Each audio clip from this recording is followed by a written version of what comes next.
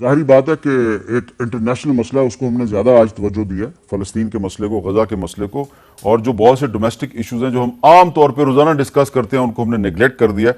लेकिन एक अहम वाक़या है, वो मैं आपसे उस पर बात करना चाह रहा हूँ कि बहुत से लोग आपकी पार्टी छोड़ छोड़ के इधर उधर जा रहे हैं। आज अंदलीब अब्बास साहिबा भी चली गई हैं, जो कि मेरे लिए नाकाबिल यकीन था, है आपके लिए भी नाकाबिल यकीन होगा। उनके साथ सादिया सुहेल और सुमेरा बुखारी भी चली गई। इंपॉर्टेंट बात यह है कि वो मुस्लिम लीग नून में या पीपल्स पार्टी में या कोई और पुरानी पार्टियों में नहीं जा रहे, वो इस्तेहकाम पाकिस्तान पार्टी में जा रहे हैं, जिससे कि पता चलता है कि वो असल में जा कहाँ रहे हैं। तो अगला जो पॉलिटिकल सिनारियो है तो वो क्लियर हो गया ना आपको? बिल्कुल क्लियर है मीर साहब, बेसिकली ये है, कोई शक तो नहीं है ना आपको? सब बिल्कुल द पॉइंट इज मीर साहब कि it's a matter of a choice. लोग अक्सर पॉलिटिकल लॉयल्टी चेंज भी करते हैं और वो जाते हैं। भुट्टो साहब की हुकूमत चली गई, कह रहे थे जी मौलाना कौसर नियाजी साहब the next day he was gone. Benazir की हुकूमत चली गई, जाम सादिक साहब the next day he was gone. भाई ये it's a matter of a choice. इस वक्त जो है वो 2020 की मैच इन्होंने लिख रखी है कि टाइम शॉर्ट है और रिजल्ट अचीव करना है, इलेक्शन हर सूरत होने हैं। इस वक्त फर्स्ट टाइम है पाकिस्तान की हिस्ट्री में कि लोगों को उठाया जा रहा है, उसको रखा जा रहा है, उनको बच्चों को रखा जा रहा है। तावक्त ये कि वो लॉयल्टी शो करे कि they will change the loyalty, they will go and join someone else. उनका पहले प्रेस कॉन्फ्रेंस करवाना, फिर उनसे इंटरव्यू करवाना, फिर उनको घरों के लिए कहना, फिर उनसे चिल्ले करवाना। जो भी शेख रशीद साहब ने कहा मैं चिल्ले पे गया हुआ था, अब वो 40 साल 50 साल का करिया वो शेख कौन साहब जाके चेंज करते? मौत मेरी महबूबा है, हथकड़ी मेरा जेवर है और जेल मेरा ससुराल है।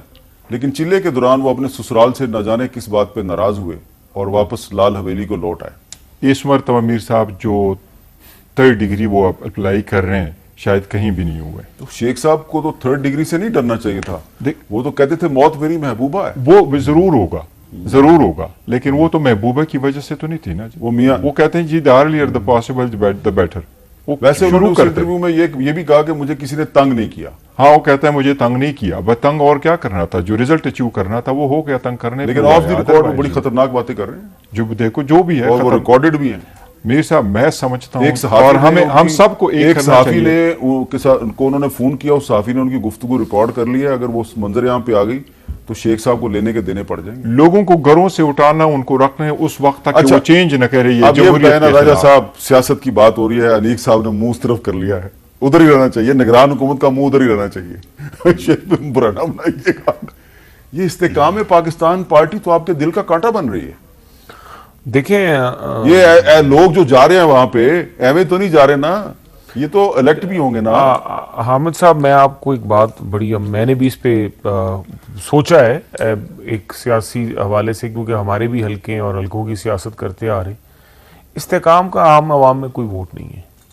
अच्छा, उसके साथ जो शख्सियात है उनका आज़ादी आप कर रहे हैं सियासी बात, इनका भी नहीं है। इस्तेकाम पाकिस्तान पार्टी जो है वो एक गैर सियासी कुव्वत है। जी हाँ, अब मैं कह रहा हूँ कि आप इस्तेकाम के ऊपर अगर किसी भी सियासी जमात के बड़े सरकर्दा रहनुमा को, पीटीआई को, हमने थोड़ा सा किया है और इसकी माजी की भी एग्जाम्पल्स हैं कि जिन लोगों ने पीएमएलएन को छोड़ा 2018 में, या जिन्होंने पीपल्स पार्टी को छोड़ा 2018 के इलेक्शन से पहले, और वो इलेक्शन में पीटीआई के टिकट पे लड़े, वो हार गए।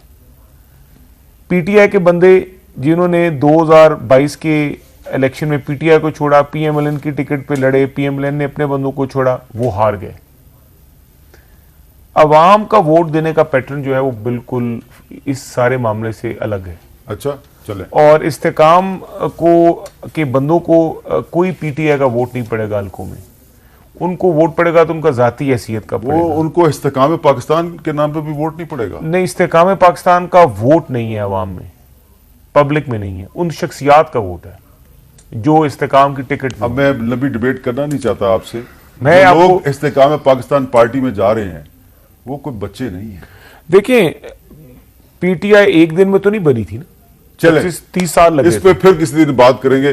फिलहाल मैं निगरान वजीर मजहबी अमूर को ज्यादा परेशान नहीं करना चाह रहा, क्योंकि बीच में सियासत भी डिस्कस होनी शुरू हो गई, और आपका जो मैंडेट है वो ये है कि आपको सियासत से परहेज करना चाहिए। जी बिल्कुल, ये वक्त का तकाजा भी है और सेहत के लिए भी अच्छा है। बहुत बहुत अच्छा, इस्तेहकाम पाकिस्तान पर आपने जो बात की, सब एक फिक्रा आपकी इजाजत से, इस्तेहकाम पाकिस्तान पार्टी से ज्यादा पाकिस्तान के इस्तेहकाम पे जोर देना चाहिए। बहुत बहुत खास अच्छी तौर बात पर ये पाकिस्तान का जो माशी इस्तेहकाम है, उस पे। पाकिस्तान को आगे लेकर जाना है, कैसे लेकर जाएंगे।